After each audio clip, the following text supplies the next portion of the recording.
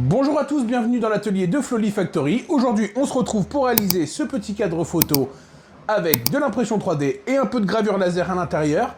Si jamais vous n'avez pas de graveuse laser, restez quand même, je vous filerai 2-3 petites astuces afin quand même de réaliser ce projet.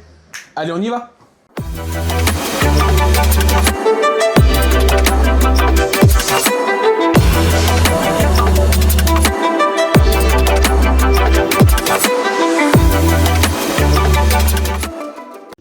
Donc avant de commencer ce tuto, on se retrouve juste dans Fusion 360 pour vous montrer qu'ici, là, donc là et dans le Joy-Con, j'ai fait des petits trous afin que le cadre et le Joy-Con s'aimantent. Donc je vous mettrai la taille des aimants à utiliser.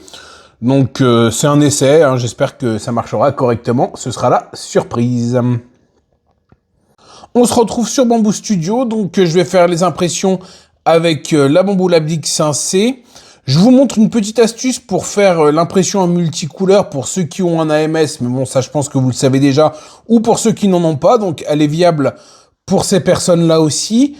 L'imprimante se mettra en pause, viendra se mettre à l'origine et vous demandera de changer de filament manuellement. Je vais imprimer ici en 0,2 de hauteur de couche. Je vais venir sélectionner la couche du changement de couleur. Donc, pour ceux qui imprimeront en 0,2, ce sera à la couche numéro 26. Je fais clic droit sur le petit plus, changer de filament. Et moi, ici, je viens sélectionner le slot 1. Donc, là, ça va me faire mon changement de couleur tout seul. Voilà. Ça sélectionne aussi pour la deuxième manette, vu qu'on lui a demandé un changement de couleur à la couche 26. Lui, il exécute bêtement. Pour ceux qui n'utilisent pas Bamboo Studio, mais Prusa Slicer ou Orca, je crois aussi, c'est exactement la même manip avec le plus sur le côté droit. Et pour l'écran de la console, ce sera pareil en 0,2 full noir. Pour cette impression, vous aurez besoin environ de 70 grammes et 2 heures de temps pour l'écran et de 15 grammes et une trentaine de minutes pour les manettes. Voilà, on lance les impressions et on se retrouve plus tard.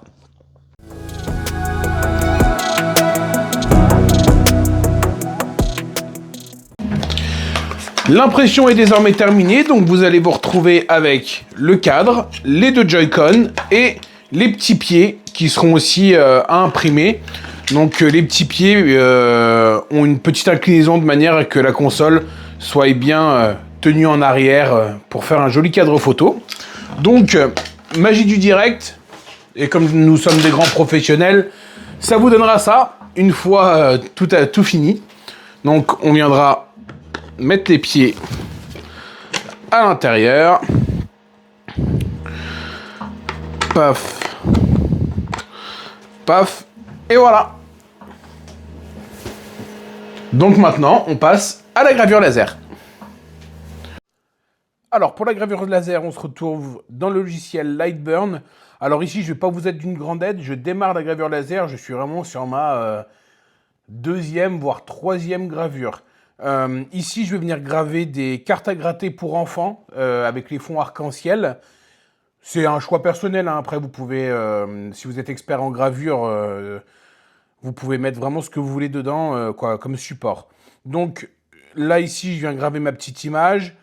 Vous la mettez bien à 190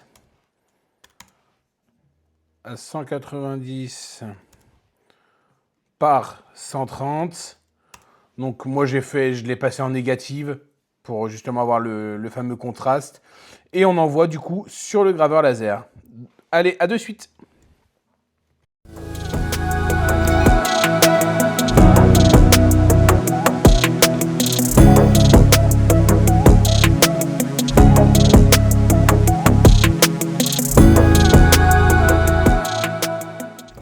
Alors si vous n'avez pas de graveuse laser, vous pouvez utiliser le site Pinterest. Ici, on va aller chercher donc une image de Mario Kart. Vous prenez celle qui vous fait envie, celle qui vous fait plaisir. Même si vous ne voulez pas mettre du Mario Kart, vous mettez bien ce que vous voulez.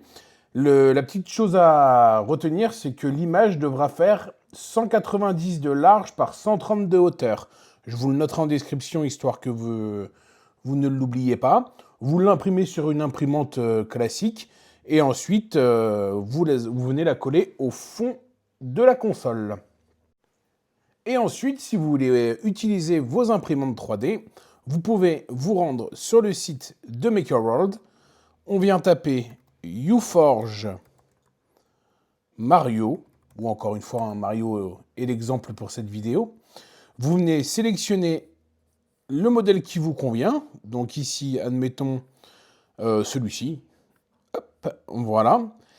Et vous venez l'imprimer avec votre imprimante. Alors, petite chose, si vous n'avez pas d'AMS, sachez que vous pouvez quand même réaliser ces projets, tous les UForge. Hein. Ici, là, vous avez les hauteurs, en fait, à laquelle vous devez faire le changement de couleur. C'est-à-dire que vous n'avez pas d'AMS, vous avez une monofilament à la couche dièse 6, donc la 6e couche, ce qui représente une hauteur de 56 mm. Il faudra passer du noir, vu qu'ici c'est marqué Start with Black, au bleu. Ensuite, on viendra encore utiliser un changement de couleur à la couche numéro 10, qui représente la hauteur de couche, la hauteur du projet de 1,12 mm, et on passera du bleu au rouge, et pareil à la couche 16 à 1,36 mm, on switchera sur le blanc. Voilà, donc c'est entièrement faisable, même sans AMS. J'espère que vous aurez passé un agréable moment, que vous serez super satisfait de ce projet. On se retrouve rapidement afin de réaliser cette lampe de lumière en impression 3D. Voilà, n'hésitez pas à vous abonner, à liker, à partager, parce que ça me donne de la force. Allez, à bientôt!